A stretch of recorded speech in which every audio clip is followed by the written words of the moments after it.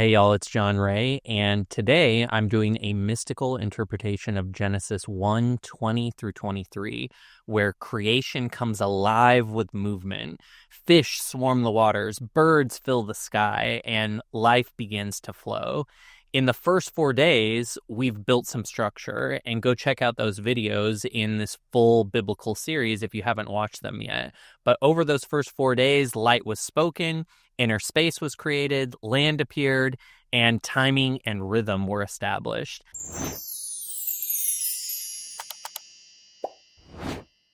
Now we reach a turning point where your vision begins to breathe. It starts to respond.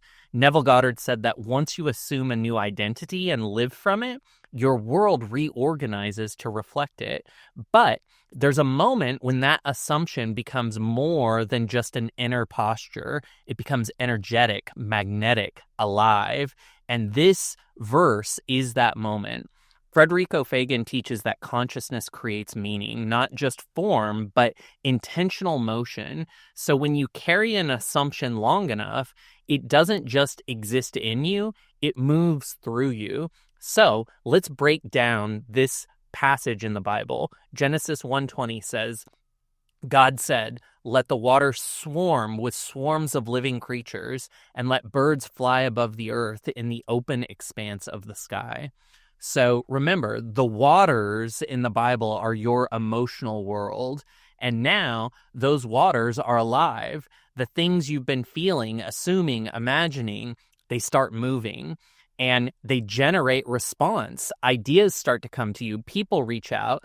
Solutions are starting to land. And this is the part where you go from feeling stuck to suddenly feeling pulled forward. This is inspired action. And you've probably felt this before. You were in a quiet building phase, you're visualizing, aligning yourself with the desire as though you're already living in it. And then one day out of nowhere, momentum shows up. Emails start to come in, opportunities arise, birds start flying overhead. And that's this verse. It's the quickening. And it happens when your emotional waters are clear enough for life to move through them. Remember, once you clarify what your desire is, you are going to have resistance come up. Your subconscious is going to immediately serve up all of the fears, all of the unknowns, all of the worries, all of the things that are in the way from you being the person that can have that. And your job is to go on the ride of that somatically. So you create the vision of what you want, and then you tune into your body, you notice it as awareness, because that's your co-creative ability with God. The I am, it's your ability to be aware of something without giving it unconscious meaning. So you're aware of what's happening in your nervous system, in your body, and you just notice that. You see where that energy, those emotions want to move, and those waters will reorganize themselves and transmute themselves back into creative potential. And this is when the inspired action comes. Genesis 1:21 says, God created the large sea creatures and every living creature that moves, with which the waters swarmed after their kind, and every winged bird after its kind. God saw that it was good. So again, let's talk about after their kind. Just like in the earlier verses, this is the law of assumption repeating itself. You don't attract what you want. You attract what you're assuming. You attract who you are in your heart. So what kind of creatures are filling your waters? Are you seeing big, aligned energy? Or are you still attracting chaos, smallness, and mixed signals? Whatever shows up in your outer world is revealing what's swarming beneath the surface.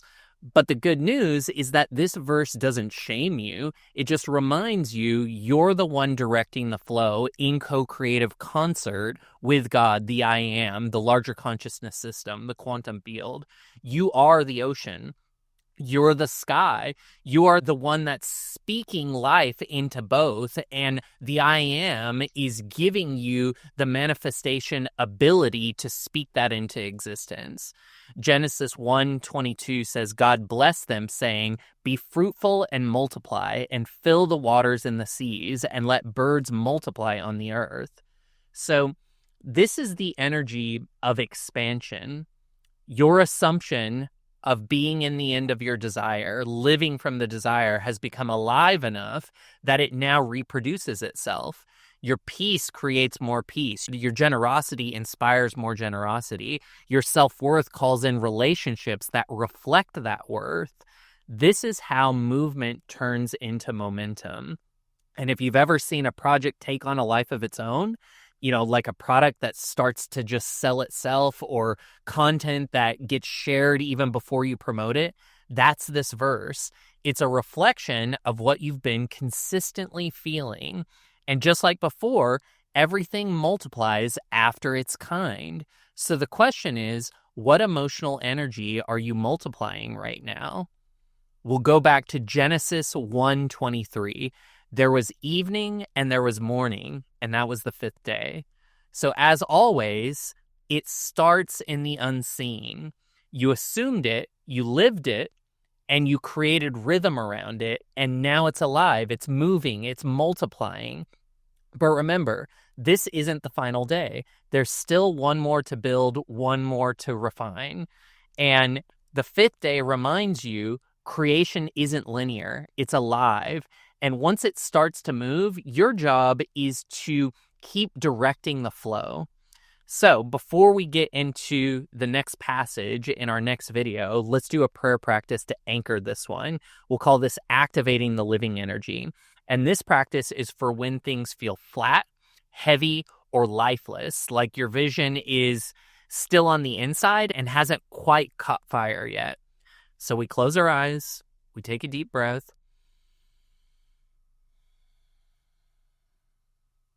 and we picture a body of water. And that body of water is calm and clear. And this is your emotional world. And as you hover over these waters, you say, let these waters swarm with life. Let movement begin. Let my assumption take form and multiply after its kind. And now picture birds launching in and out of the water, a big whale tail coming out, dolphins popping up out of the water. This is movement and feedback and response. And let yourself feel the momentum again. Let yourself feel that you have the imaginative ability to bring about life in your co-creative stance with God. Your vision isn't stuck. It may just be waiting for you to speak it alive again. And so in our next video, we're going to talk about the sixth day, when humans are created in the image of God. And this is the moment you realize you've been given dominion, not just over your outer world, but over your inner ecosystem. We're going to talk about identity, responsibility, and what it means to be the operant power in your life. To get an email when the next video is released, or to request a Bible verse interpretation, go to BibleMystic.com. And if you've ever felt like something big is trying to move through you, but you didn't know how to let it, like, comment, and subscribe. Let's grow in community. Share down in the comments what's starting to move in your life and what kind of energy is multiplying. We'll see you in the next one. Bye, y'all.